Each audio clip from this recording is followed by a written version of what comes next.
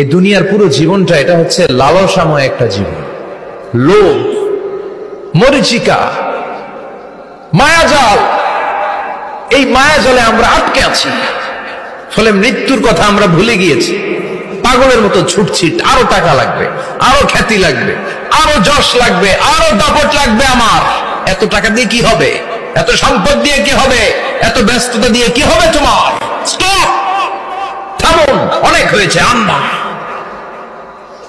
থামুন, take a rest, take a breath and think about death. Think that you have to go back to your Lord.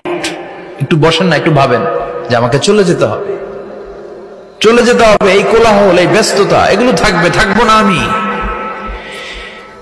সাইয়েদনা Omar Faruk বলেছেন, মুতু ক্বাবলা আন তামুতু, মরার আগে একবার মরো। হাসিবু ক্বাবলা আন তুহাসাবু আলাইকুম, তোমার হিসাব নেওয়ার আগে তুমি একবার নিজের হিসাবটা করো না। কাগজ বের করে একটু লিখো না কি কি ভালো কাজ করছিলা, যেগুলো দিয়ে নাজাতের ওসিলা হতে পারে।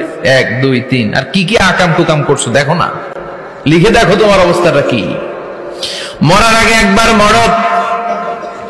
মরার আগে খাটের মধ্যে শুয়ে শটান করে চোখ বন্ধ করে একবার মরার ভান করে দেখেন কেমন লাগে।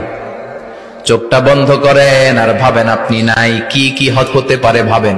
আপনার ছেলে মেয়েরা কান্না জুড়ে দিবে, আপনার প্রাণের স্ত্রী বিলাপ শুরু করে দিবে, বন্ধু বান্ধবের চিৎকার আর মাতম, স্থানীয় এলাকার মসজিদে ঘোষণা, অমুক এলাকার নিবাসী অমুক ভাই অমুকের ছেলে অমুক দুনিয়ায় নাই।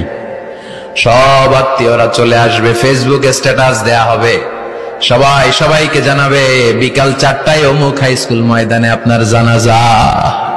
ছুটে আসবে, সবাই ছুটে আসবে আপনাকে শেষ বিদায় দিতে, গুড বাই জানানোর জন্য, আল ওয়াদা, বিদায় জানাতে আসবে সবাই।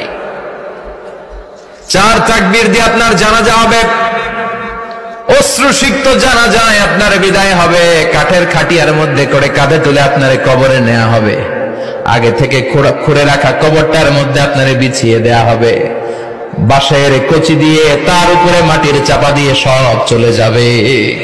ভাবেন না একবার চোখ বন্ধ করে, this is the circle of life, this is the nature of life. এটা সবার হবে, আমার হবে, আপনার হবে। এত মায়া, এত ভালোবাসা কই যাবে? কেউ থাকবে না, সবাই আপনার অন্ধকার কবরে রেখে দিয়ে চলে আসবে। উপরে বাঁশের কঞ্চি, তার উপরে মাটির চাপা, অন্ধকার আর অন্ধকার। এই অন্ধকার যেন শেষ হতে চায় না, শুধুই অন্ধকার, ঠিক কিনা? এজন্য আমাদের চলে যেতে হবে। দাদা গেল, চাচা গেল, মামা গেল, আমাদেরকেও যেতে হবে, জোরে কোন ঠিক কিনা? একদিন মাটির ভেতরে হবে ঘরে মন আমার, কেন বন্ধ দালান ঘর, প্রাণ পাখি উড়ে যাবে পিঞ্জর ছেড়ে,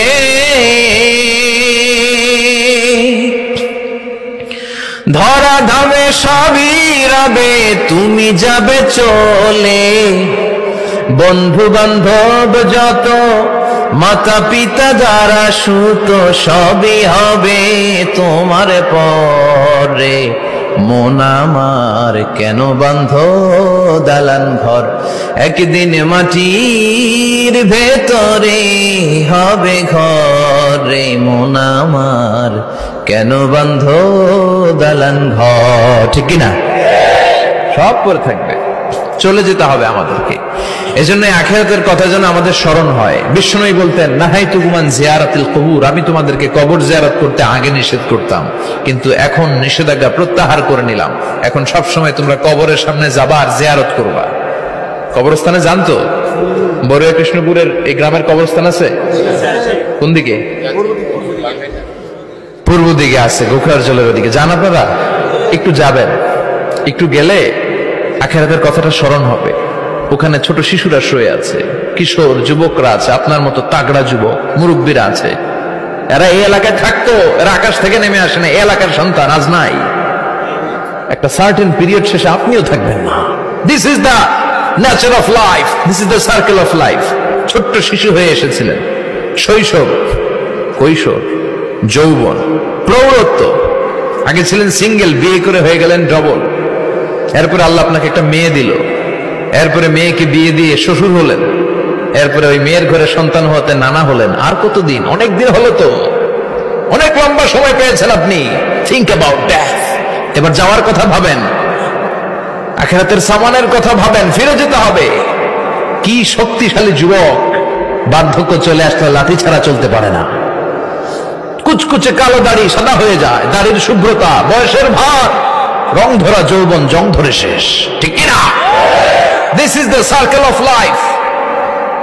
যুবক ভাইরা, এটাই জীবন, চলে যেতে হবে, কেউ থাকতে পারবে না, ঠিক কিনা? এটা রিমাইন্ডার আল্লাহ এই সূরার ভেতরে দিয়েছেন যে তোমাদেরকে ফিরে যেতে হবে, এই লোভ লালসা ছেড়ে দাও। রব্বুল আলামিন বলেন, আলহাকুমুত তাকাসুর হাত্তা যুরতুমুল মাকাবির। ও গোলাম, দুনিয়ার সম্পদ, লোভ লালসা তোদেরকে পাগল বানিয়ে দিয়েছে। এই লোভ পাগলামি কোনোদিন তোদের থামবে না যতদিন না তোরা কবরে ঢুকবি, ঠিক কিনা?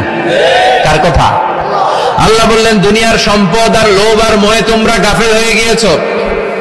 আখিরাতের কথা বেমালুম তোমরা ভুলে গিয়েছো, কিন্তু আখিরাতে তোমাদের যেতেই হবে, কবরের বাড়িতে তোমাদের ঢুকতেই হবে, ঠিক কিনা? যেতেই হবে, আমরা ভুলে যাই। আলহাকুমুত তাকাসুর, অতিরিক্ত পাওয়ার লোভ, বেশি বেশি খাওয়ার লোভ, বেশি বেশি জমানোর লোভ মানুষকে গাফেল বানিয়ে দিয়েছে। এটা মানুষের স্বভাব, আরো চাই আরো চাই, এই স্বভাবটা আছে না নাই? দেখবেন ছোট বাচ্চারা মসজিদের দোয়া অনুষ্ঠান শেষে জিলাপি দেয় না? বরে কৃষ্ণপুর কি দেয়? আগে বাতাসা দিত না, এখন কি দেয়? জিলাপি দেয়, মিষ্টি দেয়। তো মসজিদের 2-3 গেট থেকে যদি দেয়, ছোট বাচ্চারা দেখবেন এদিক দিয়ে কয়েকটা নিয়ে আবার ওই গেটে লাইন ধরে। ওর হাত হলো ছোট হাত, ওর হাত ভর্তি জিলাপি, আর নেওয়ার জায়গা নেই, এরপর আরেক জায়গায় লাইন ধরছে, আরো লাগবে আরো লাগবে, এই আরো আরো আরো চাই। এই স্বভাবটাই মানুষকে কুড়ে কুড়ে শেষ করে দিয়েছে। এত লাগবে কেন তোমার? চাহিদার কোনো শেষ নাই, unlimited demand of human being. যার আছে বেশি তার চাই বেশি, যার সাইকেল আছে তার হুন্ডা চাই, হুন্ডা আছে তো প্রাইভেট কার চাই, প্রাইভেট কার আছে তো প্লেন চাই, প্লেন আছে তো হেলিকপ্টার চাই, হেলিকপ্টার আছে তো ওইটা চাই, ওইটা আছে তো সেটা চাই, ঠিক কিনা? এলাকার মেম্বার যে হয়েছে চেয়ারম্যান হতে চায়, আছে না নাই? চেয়ারম্যান সাহেব এমপি হতে চায়, আছে না নাই? এমপি সাহেব মন্ত্রী হতে চায়, আছে না নাই? মন্ত্রী সাহেব প্রধানমন্ত্রী হতে চায়, আছে না নাই? কিন্তু এই দেশে সুযোগ নাই, কথা কন। এই দেশে প্রধানমন্ত্রী সিলেক্টেড, 2-3 জনের বাইরে কেউ প্রধানমন্ত্রী হতে পারবি না, ঠিক কিনা? আমার এই জীবনে তো আমি 2-3 জনই দেখলাম। বেগম খালেদা জিয়া, মাননীয় প্রধানমন্ত্রী শেখ হাসিনার ছোট্টবেলা দেখেছি এরশাদকে, আমরা তখন ছোট। তো মানুষের চাহিদার কোনো শেষ নাই, যার আছে বেশি তার চাই বেশি। এজন্য বিষ্ণু বলেছেন, উনজুরু ইলা মান হুয়া আসফালা মিন, তোমার চেয়ে যে খারাপ আছে ওর দিকে তাকাও।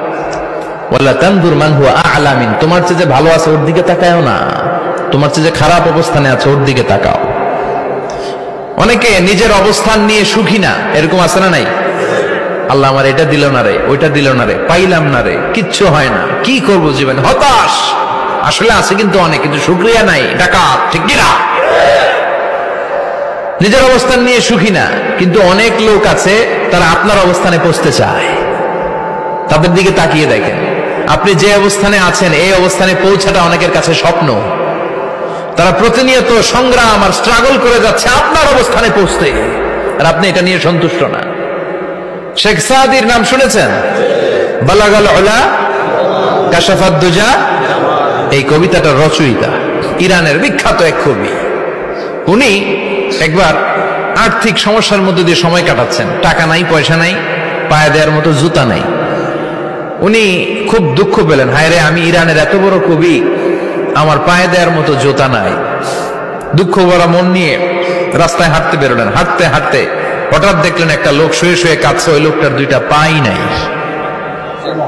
পাই নাই। উনি সেজদায় পড়ে গেলেন, আল্লাহর কাছে ক্ষমা চাইলেন, আল্লাহ অনেক দিয়েছো, শুকর আলহামদুলিল্লাহ। এজন্য যেই পরিস্থিতিতেই থাকি না কেন আমরা কি পড়বো? জোরে বলেন, কি পড়বো?